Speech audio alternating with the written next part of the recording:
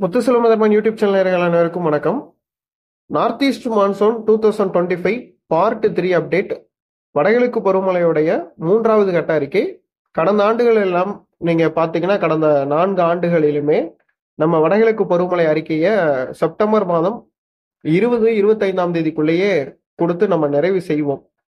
ஆனால் இந்த ஆண்டை பொறுத்தவரையில பகுதி 3வது அறிக்கையை தற்போதுதான் வெளியிடக்கூடிய ஒரு சாதகமான ஒரு நிலை வந்தது. எனக்கு ஏற்கனவே நான் வெளியிடுவதாக இருந்தேன், நிறைய ரிசர்ச் போய்கிட்டு இருந்தது. தற்போதைய நிலவரப்படி இந்த வடகிழக்கு பருவமழையோட அறிக்கைக்குள்ள நம்ம போகலாம்.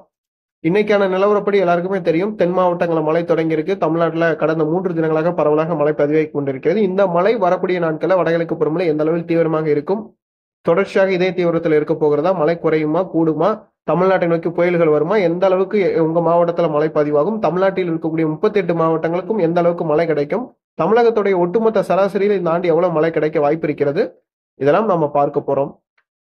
தற்போதைய நிலவரப்படி எஸ்எஸ்டி உடைய அமைப்புகள் இந்தியன் ஓஷனை பொறுத்தவரையில -1.65 என்கின்ற அளவுல வலு குறைந்த நிலையில ஒரு ஸ்ட்ராங் நெகட்டிவ் ஐஓடி நிலவி வருகிறது. வலுவான ஒரு நெகட்டிவ் ஐஓடி நிலவி வருகிறது. அதே போன்று இந்திய பெருங்கடல் பகுதிகளில் ஒரு வலு குறைந்த தன்மையுடன் கூடிய வீக் லானினா அல்லது நடுநிலை என்கின்ற அமைப்புல இருந்து கொண்டிருக்கிறது. எதிர்மறை ஐஓடி மற்றும் அந்த பக்கத்துல நம்ம தமிழ்நாடு பக்கத்துல இருந்த வலுவான எஸ்எஸ்டி உடைய கண்டிஷன்ஸ் தற்போது விலகி கடந்த அக்டோபர் மாதம் 28ஆம் தேதியிலிருந்து தற்போது நவம்பர் 8 வரைக்கும் நம்ம பகுதியில் இருந்த வலுவான எஸ்எஸ்டி அமைப்புகள் விலகி தமிழ்நாடு கிழக்கு கடலோர பகுதியில் தற்போது எஸ்எஸ்டி என்கின்ற அமைப்பு இல்லை. அதே போன்று இனி வரக்கூடிய நாட்கள்ல தமிழகத்திற்கு எஸ்எஸ்டி மீண்டும் வலுப்பெற்ற நிலையில் வருமா அல்லது இதே நிலையில நீடிக்க போகிறதா என்பதெல்லாம் நம்ம தொடர்ச்சியா பார்க்கலாம். எஸ்எஸ்டியை பொறுத்தவரையில தற்போது வீக்காக இருக்கிறது. தமிழ்நாட்டில் எங்கேயுமே எஸ்எஸ்டி இல்லை. நிகழ்வுகள் வந்தாலும் இனி வந்தாலும் வலுப்பெறாது. தமிழக கிழக்கு கடலோர பகுதியில் நிகழ்வுகள் வந்தாலும் இனி வலுப்பெறுவதற்கான வாய்ப்புகள் குறைவாக இருக்கும்.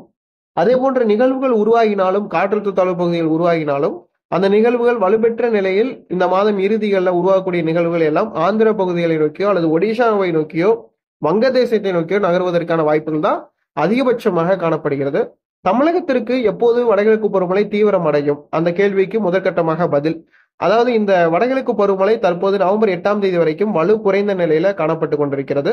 கடந்த ஒரு 15 நாள் 20 நாட்களுக்கு பிறகு தற்போதுதான் தென் மாவட்டங்களில் ஒரு மழை பெய்யக்கூடிய சூழ்நிலை வந்திருக்கிறது. இந்த மழைப்பொழிவை பொறுத்தவரையில நம்மளுக்கு வருகின்ற நவம்பர் மாதம் 17ஆம் தேதி வரையிலும் நீடிக்கும். அதன் பிறகு நவம்பர் 17 23 வரைக்கும் இந்த மழை நீடிக்கும். சுமார் ஒரு 13 தினங்களுக்கு அடுத்து வரும் 13 14 தினங்களுக்கு தமிழகம் மற்றும் புதுவையில் பரவலாக நல்ல மழை அநேக இடங்களிலும் எதிர்பார்க்கலாம். விட்டு விட்டு மழை எதிர்பார்க்கலாம். இதுல முதற்கட்டமாக முதல் நிகழ்வு இந்த நவம்பர் மாதத்துடைய முதல் நிகழ்வாக ஏற்கனவே வங்கதேசம் கிட்ட இருந்த நிகழ்வு ஒன்று செயலிழந்து தற்போது அந்த நிகழ்வு வளிமண்டல கீழடுக்கு சுழற்சியாக இந்த மாதத்துல நம்மளுக்கு நவம்பர் மாதம் 12ஆம் தேதிக்கு பிறகு இலங்கை அருகாமையில் வந்து இலங்கை முதல் சுமத்ரா இடைப்பட்ட பகுதிகள் வரைக்கும் ஒரு மிக நீண்ட பரப்பு கொண்ட ஒரு புதிய காற்றழுத்த தாழ்வு பகுதியாக பெரிய காற்றழுத்த தாழ்வு பகுதியாக தமிழ்நாட்டில் நிலவ போகிறது. இதன் காரணமாக நம்மளுக்கு பரவலாக அனைத்து கிழக்கு கடலோர மாவட்டங்களிலும் குறிப்பிட்டு சொல்லணும்னா நம்மளுக்கு வருகின்ற நவம்பர் மாதம் 12 முதல் நவம்பர் 23ஆம் தேதி வரைக்கும் ஒரு குறிப்பிடத்தக்க ஒரு 13 தினங்கள் முதல் 10 தினங்களுக்கு நல்ல மழை கொடுக்கும். அந்த நிகழ்வு இலங்கை கிட்ட இருக்கக்கூடிய நிகழ்வு குமரிக்கடல் வரை வந்து நிலவும். அதன் பிறகு அந்த நிகழ்வு விலகி வங்கக்கடல ஒரு புதிய காற்றழுத்த தாழ்வு பகுதியாக தெற்கு அந்தமான் நிக்கோபார் தீவு அருகாமையில ஒரு 19ஆம் தேதி நவம்பர் 19ஆம் தேதி வாக்குல ஒரு புதிய காற்றழுத்த தாழ்வு பகுதியாக வலுவடைந்து அது ஒரு தாழ்வு மண்டலம் முதல் புயலாக வலுவடையும். அந்த நிகழ்வு புயலாக வலுவடைந்து எஸ்எஸ்டி உடைய போக்கின் அடிப்படையில நம்மளுடைய ஆந்திர பகுதியை நோக்கியோ அல்லது ஒடிஷாவை நோக்கியோ நகர்வதற்கான வாய்ப்புகள் தான் அதிகபட்சமாக இன்றைய தினப்படி காணப்படுகிறது. ஒருவேளை அந்த நிகழ்வு தமிழ்நாட்டை நோக்கி வரணும்னா நம்ம பக்கம் எஸ்எஸ்டி சாதகமாக இருக்கணும். அப்படியே எஸ்எஸ்டி தற்போது உருவாகி கொண்டிருக்கக்கூடிய எஸ்எஸ்டியாக இருந்தாலும் கூட அந்த எஸ்எஸ்டி இந்த நிகழ்வின் காரணமாக வலு குறையும். ஆக வலு குறைந்தால் எங்கு வலு அதிகமாக இருக்கிறதோ அங்கதான் நோக்கி நகரும். அதன் அடிப்படையில் எஸ்எஸ்டி எங்கு வலுவாக இருக்கிறதோ தற்போது வங்கதேச பகுதியில் வலுவாக இருக்கிறது. வங்கதேசத்தை நோக்கி தான் அந்த நிகழ்வு நகரும் அல்லது ஒடிஷா ஆந்திர பகுதியை நோக்கி வடக்கு ஆந்திர பகுதியை நோக்கியோ நகர்வதற்கான வாய்ப்புகள் தான் அதிகபட்சமாக காணப்படுகிறது.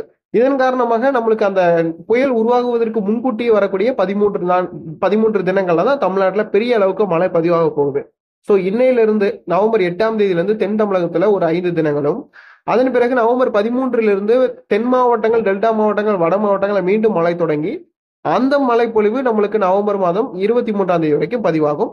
இதுல வட மாவட்டங்களுக்கு நவம்பர் 17 23 வரைக்கும் தீவிரமான மழையும் தென் மாவட்டங்களுக்கு நவம்பர் 13ஆம் தேதியிலிருந்து நவம்பர் 17 வரையிலும் தீவிரமான மழையும் டெல்டா தென் மாவட்டங்களும் பதிவாகும்.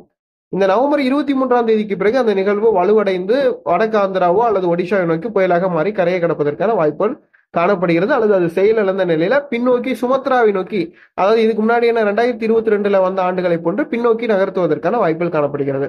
இதற்கு முன்னாடிய ஆண்டுகள் -1.65 என்கின்ற SST உடைய லோ பாயிண்ட் எப்போ வந்திருக்கு அப்படின்னா 2022, அதற்கு முன்னாடி 2016. ஸோ அதே பேட்டர்ன்ல 2016 மற்றும் 2022 பேட்டர்ன் படிதான் இந்த ஆண்டு மான்சூன் இருக்கும்.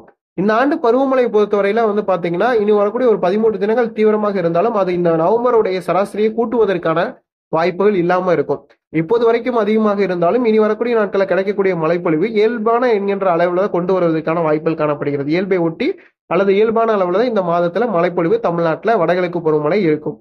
அதன் பிறகு டிசம்பர் மாதத்துல இந்த நிகழ்வு ஆந்திரா ஒடிஷா பகுதியை நோக்கி நகர்ந்ததன் விளைவாக இந்த பகுதியில மீண்டும் நிகழ்வுகள் உருவாகினாலும் அது வலுப்பெறாது, தமிழ்நாட்டை நோக்கி வருவதற்கான வாய்ப்பு இல்லாம போகும் டிசம்பர் முதல் 15 தினங்கள்ல. நவம்பர் 23க்கு பிறகு டிசம்பர் 15ஆம் தேதி வரைக்கும் ஒரு கிட்டத்தட்ட ஒரு 25 நாட்கள் ஒரு பெரிய இடைவெளி இருக்கும் தமிழ்நாட்டுக்கு. அப்போது தமிழ்நாட்டுடைய ஒட்டுமொத்த சராசரியும் மிகவும் குறைந்து காணப்படும். எல்லாரும் சொல்வது போன்று அதீத பெரும் வெள்ளமோ பெரிய மழை சார்ந்த நிகழ்வுகளோ தமிழ்நாட்டுக்கு கிடைக்காது இந்த வருஷத்தை பொறுத்தவரையில. அதை தான் நம்ம கிட்டத்தட்ட ஜூலை மாதத்துல இருந்து தற்போது வரைக்கும் ப்ரெடிஷனா குறிப்பிட்டிருக்கோம். அதுல எந்த ஒரு மாற்றமும் இல்லை. பெரிய வெள்ளங்கள் கடந்த ஆண்டுகளில் வந்தது போன்ற பெரும் மழைகள், பெரும் வெள்ளங்கள் 50 சென்டிமீட்டர் 40 சென்டிமீட்டர் என்கின்ற அளவுல மழை பொழிவு இனி தமிழ்நாட்டுக்கு வருவதற்கான வாய்ப்புகள் குறைவு தான். ஏன்னா SST தன்மைகள் அவ்வளவு ஃபேவரபிளா இல்லை. அதுக்கு மீறி ஒரு வாய்ப்புகள் ஏற்பட்டாலும் அது நம்ம ஒரு மெராக்கல் அப்படின்னு சொல்லலாம். ஸோ அது நடக்கிறதுக்கான வாய்ப்புகள் இருக்கான்றத வரக்கூடிய நாட்கள் சொல்றேன். தற்போதைய லாங் ரேஞ்ச் ப்ரெடிஷன்ஸ்ல இல்லை. ஸோ நவம்பர் மாதம் 23ஆம் தேதி வரைக்கும் கிடைக்கக்கூடிய மழையிலும் பெரிய அளவுக்கு சென்டிமீட்டர் எதிர்பார்க்க முடியாது. கனமழை என்கின்ற அளவுல தான் இருக்கும். நவம்பர் மாதம் 23ஆம் தேதிக்கு பின்னர் ஒரு இடைவெளி இருக்கிறது. அது டிசம்பர் 15ஆம் தேதி வரைக்கும் நீடிக்க இருக்கிறது.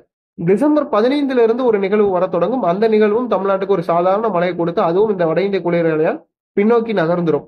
இப்படி அடுத்தடுத்து வரக்கூடிய நிகழ்வுகள் பின்னோக்கி நகர்வதன் காரணமாக இந்த ஆண்டு வடகிழக்கு பருவமழை நம்மளுக்கு தொய்வாகவே இருந்து ஒரு வறட்சியான ஒரு சூழ்நிலை, நீர்நிலைகள் நிரம்பாமல் ஒரு வறண்ட காலநிலை தான் நிலவுவதற்கான வாய்ப்புகள் இந்த ஆண்டு வடகிழக்கு பருவமழையில இருக்கிறது.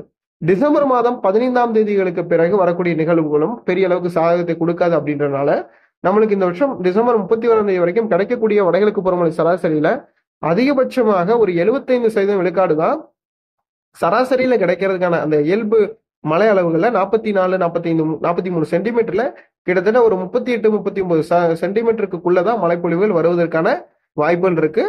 பெர் டேக்கு 2 சென்டிமீட்டர் 1 சென்டிமீட்டருக்கு கூடுதலா மழை பதிவானதான் கரெக்டா இருக்கும். ஆனா நம்ம கிட்ட இப்ப மில்லிமீட்டர் கணக்குல தான் நம்மளுக்கு சராசரியிலே மழை பதிவாகி கொண்டிருக்கிறது.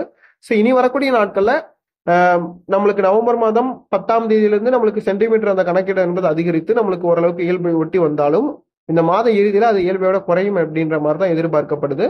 டிசம்பர் மாதத்துல முதல் 15 நாட்கள் வறண்ட வானிலை என்கின்ற சூழ்நிலை வருகின்ற காரணத்தினால அதுவும் நம்மளுடைய சராசரியை குறைக்கும்.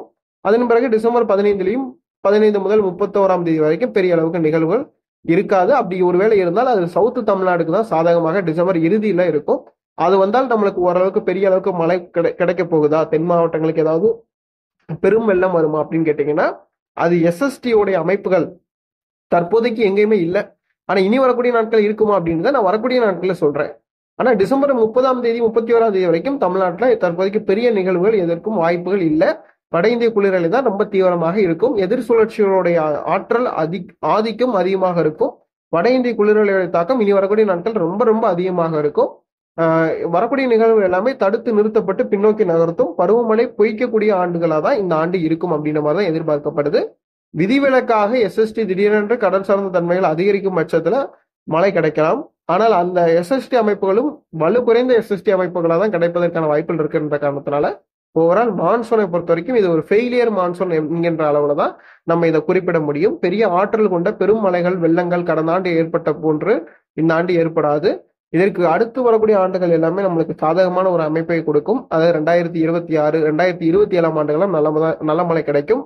இந்த வருஷத்தை நீங்க விவசாயிகளுக்கு பயனுள்ளதாக ஒரு சமயங்கள்ல வெப்பநிலை உயர்ந்து காணப்பட்டாலும் ஒரு 15 தினங்கள் வெப்பநிலையாக இருந்தாலும் அதற்கு அடுத்து வரக்கூடிய தினங்கள்ல பெய்யக்கூடிய மழை விவசாயிகளுக்கு மட்டும் பயனுள்ள மழையாக இருக்கும். விவசாயிகளுக்கு எந்த பாதிப்புகளும் இல்லை. நீர்நிலைகள் தான் நிரம்பாது. அதை தான் ஆரம்பத்திலிருந்து ஜூலையிலிருந்து அறிக்கைகளை சொல்லிக்கிட்டு இருந்தேன். ஸோ ஓகேங்களா, உங்களுக்கு அண்டர்ஸ்டாண்ட் ஆயிருக்கும் எல்லாருக்குமே. ஸோ நம்ம முத்துசுல மதர்மன் யூடியூப் சேனலோடு தொடர்ந்து இணைந்திருங்கள். தமிழ்நாட்டில் வட மாவட்டங்கள்ல குறிப்பிட்ட ஒரு 4 மாவட்டங்கள்ல இயல்பை விட கூடுதலாகவும், டெல்டா மாவட்டங்கள்ல ஒரு குறிப்பிடத்தக்க ஒரு 4 மாவட்டங்கள், தென் மாவட்டங்கள்ல ஒரு 2லிருந்து 3 மாவட்டங்கள்ல கூடுதலாகவும் மழை அளவுகளை நான் குறிப்பிட்டிருக்கேன். ஒட்டுமொத்தமாக தமிழ்நாட்டின் 38 மாவட்டங்கள்ல சுமார் 13 மாவட்டங்களை மட்டும்தான் இயல்பை விட கூடுதலாக 10% வரைக்கும் மழை கிடைக்கும்.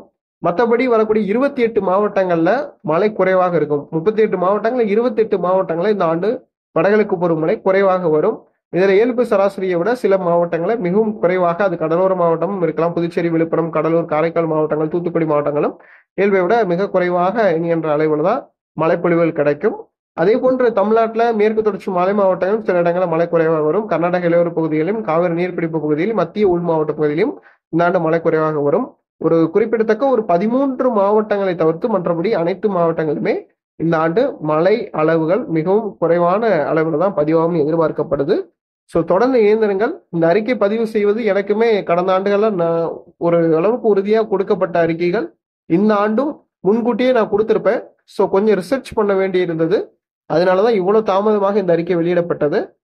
மீண்டும் ஒரு அறிக்கை இன்று மதியத்திற்கு பிறகு வெளியிடப்படும். மாலைக்கு பிறகு மீண்டும் ஒரு அறிக்கை இருக்கிறது.